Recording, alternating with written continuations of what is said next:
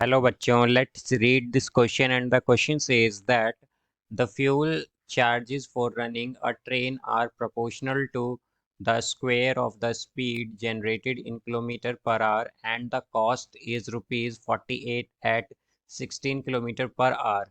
If the fixed charges amount to rupees 300 per hour, the most economical speed is. Now let's see the options. Option A 60 kilometer per hour, option B 40 kilometer per hour, option C 48 kilometre per our and option D 36 kilometre per our.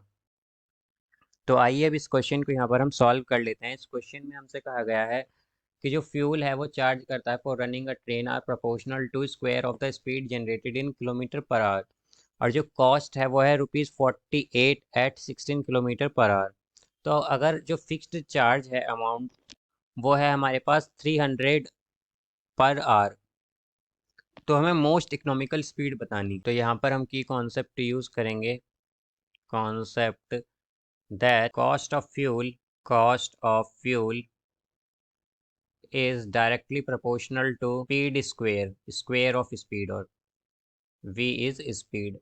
तो हमारे पास यहाँ पर v जो है basically speed को represent करता है। तो बेसिकली हमारे पास क्या है कि जो कॉस्ट ऑफ फ्यूल है वो प्रोपोर्शनल है स्पीड स्क्वायर ऑफ स्पीड के। तो यहाँ से अगर हम देखें तो हमारे पास कॉस्ट ऑफ फ्यूल जो है उसे हम लिख सकते हैं, cost of fuel is equal to k v square. V के जो है यहाँ पर ये कांस्टेंट है। अब यहाँ से अगर हम देखें तो कॉस्ट ऑफ फ्यूल हमें क्या गिवन है, कॉस्ट ऑफ फ्यूल हमें गिवन है 48। तो ये आएगा 48 is equal to k, we क्या है यानी स्पीड क्या है 16, तो 16 का स्क्वायर। तो के की वैल्यू हो जाएगी, अगर इसे हम सॉल्व कर लें तो ये आ जाएगा 3/16। ये हमारे पास के होगा। अब अगर हम कॉस्ट ऑफ फ्यूल देखें, cost of fuel per hour, तो पर आवर जो कॉस्ट ऑफ फ्यूल होगा हमारे पास वो आ जाएगा, यहाँ से के की वैल्यू है 3/16, तो 3/16 वी स्क्वेयर। अब यहाँ से अगर हम अदर चार्जेस देखें तो जो अदर चार्जेस हैं, अदर चार्जेस पर आवर हैं हमारे पास, पर आवर वो हैं यहाँ पर 300 पर आवर। तो जो हमारे पास टोटल रनिंग कॉस्ट बनेगा, अगर हम टोटल रनिंग कॉस्ट देखें तो उसे हम रिप्रेजेंट करेंगे सी से, तो वो क्या होगा, तो वो आ जाएगा हमारे पास, ये आ जाएगा हमारे पास 3/16 v square plus 300 into s by we.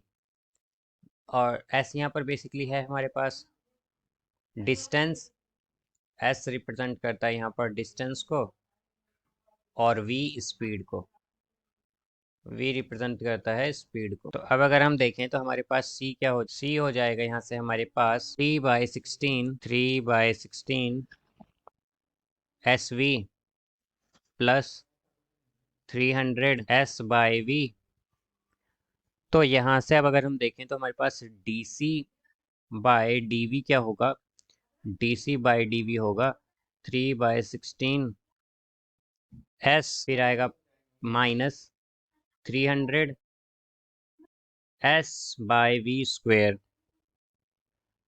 अब हमें बेसिकली यहाँ पर क्या करना है कि मोस्ट इकोनॉमिकल स्पीड बतानी है। तो इसके लिए हम क्या करेंगे, इससे पहले जीरो के इक्वल पुट कर देंगे यहाँ पर। तो यहाँ से हमारे पास जो v है वो आएगा, तो यहाँ से s हम कॉमन लेके जब राइट हैंड साइड ले जाएंगे तो कैंसिल हो जाएगा, और ये आएगा हमारे पास 3v square minus 300 into 16 is equal to 0, ये आएगा। फिर यहाँ से ये हो जाएगा v स्क्वेयर। अब हम 3 कॉमन लेके उसे राइट हैंड साइड ले जाएंगे तो वो कैंसिल होगा, तो ये आएगा v square minus 1600 is equal to 0। तो v की वैल्यू आ जाएगी यहाँ से हमारे पास 40 v की वैल्यू हमारे पास 40 आएगी यहाँ पर, या फिर हम कह सकते हैं कि ये होगा 40 किलोमीटर पर आवर है हमारे पास ये स्पीड, किलोमीटर पर आवर। तो ये हमारी क्या होगी यहाँ पर स्पीड होगी। अब अगर यहाँ से हम d2c by d we square देखें तो यहाँ पर ये जो 3/16 ऐसा ये तो कैंसिल हो जाएगा बिकॉज ये कांस्टेंट हो गया यहाँ पर अब। तो यहाँ से आएगा माइनस, ये एक्चुअली प्लस हो जाएगा, तो ये आएगा +300s/v³ जो कि ग्रेटर देन जीरो है। तो जैसा कि हम जानते हैं कि अगर ये ग्रेटर देन जीरो है तो मतलब हमारे पास जो रिजल्ट है वो हमारे पास बेसिकली क्या है, मिनिमम रनिंग कॉस्ट है ये यहाँ पर।